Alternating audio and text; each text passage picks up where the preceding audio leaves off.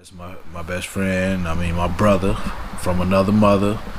His mom's allowed me to come and stay with them, which was a trip. That's a whole nother story too. But she allowed me to stay with them. My best friend, he's a year older than me. And that's how it was. It was cool. It was cool for a little minute. But he started getting into trouble. She sent him away. Sent this motherfucker to military school and allowed me to stay. Man, if that ain't no fucking blessing, bruh.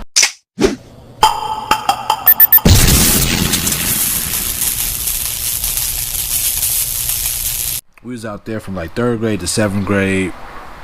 After 7th grade, well, during 6th grade or so, mom's and her boyfriend, their relationship was kind of fell off. So the middle of 7th grade or so, beginning to the middle of 7th grade, we left Wheaton.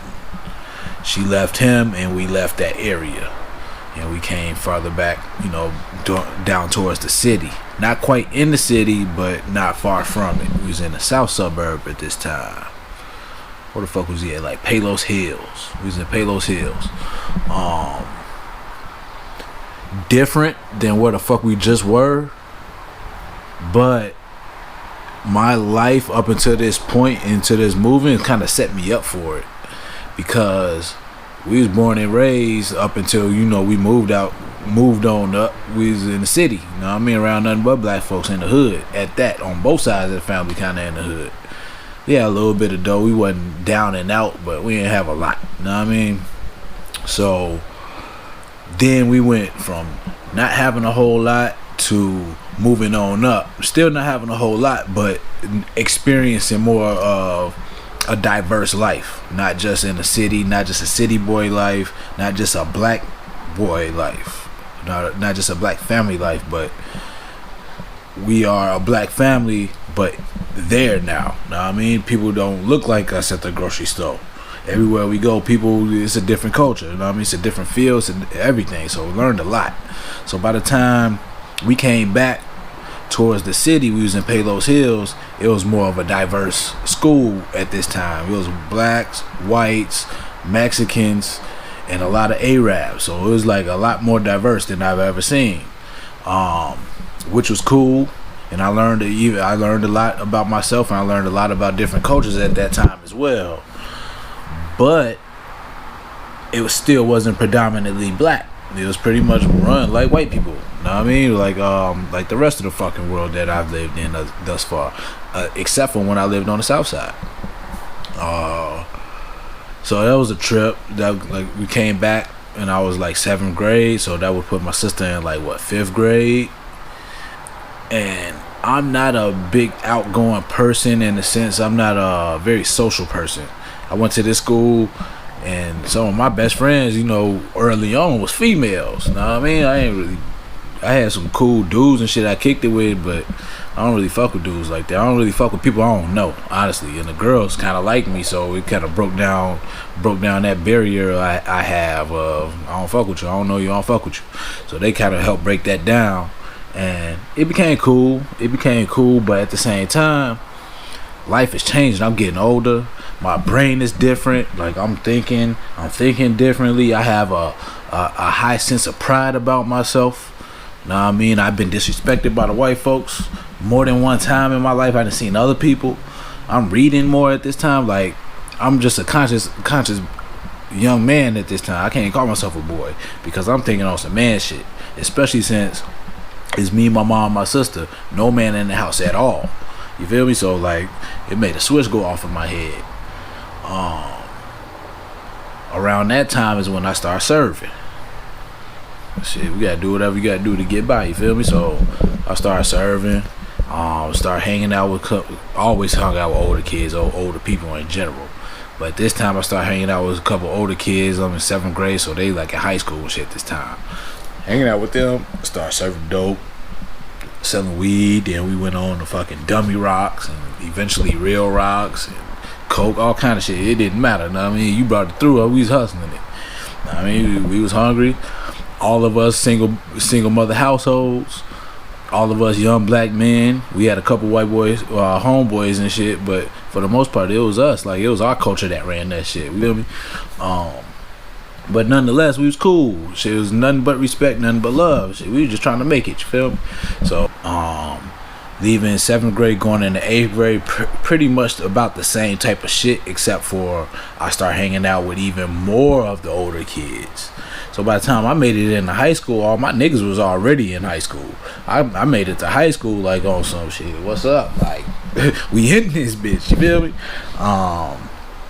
And we had a little crew. I was never in no gang banging and shit. I kind of got deterred from that because of moms, man. She pulled me out the city. Even when we was in the city, I spent a lot of time on both sides of the family. On Pop's side, it's like GDs, nothing but GDs. On Mom's side, it wasn't nothing but Blackstones. You know what I mean? We lived in the Stone neighborhood, all that. And I knew the higher ranking members. I knew the low ranking members. I just know. You know what I mean? You feel me? So I chose not to get in a gangbanging because I couldn't see myself choosing no sides, and I'm on both sides. I'm kicking it with GDs and I'm kicking it with Stones and Vice Lords. You feel me? Like, so I never got onto that wave. I was always about getting money and karate.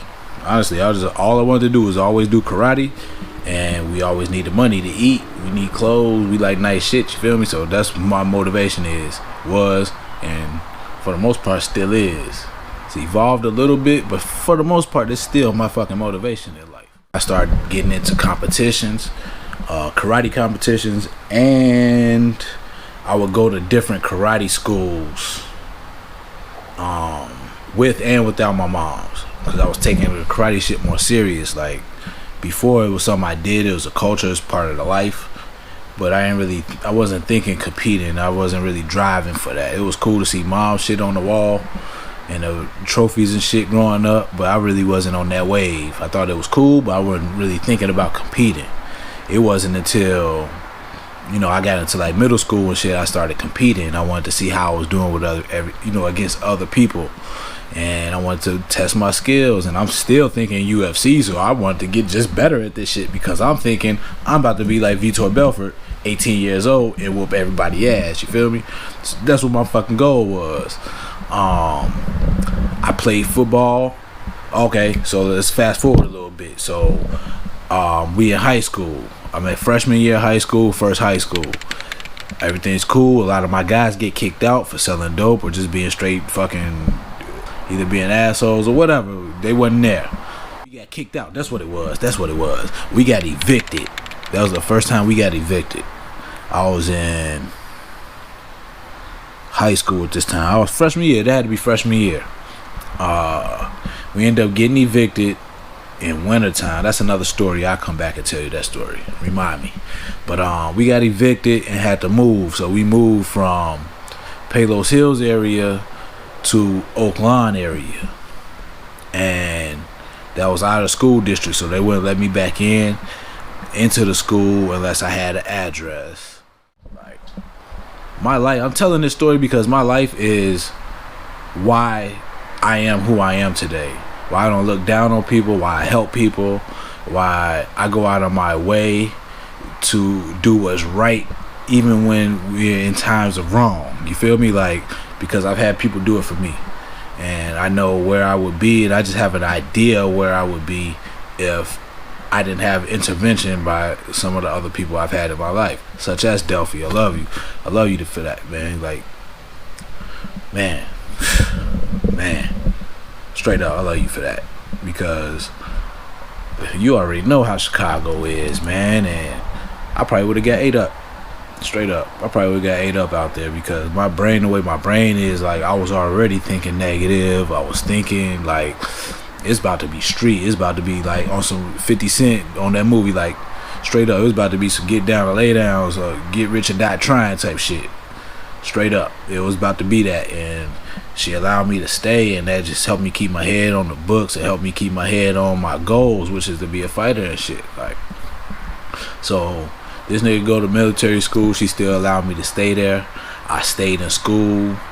I was busing it to school because, like I said, we live in Oak Lawn. We had to leave Palos Hills to move to Oak Lawn, where I was in school. But I was in school before we was able to get an apartment. So my sister and my mom was living with my uncle, and I was living with my best friend. but the school I was able to go to wasn't in the area, so I would have to walk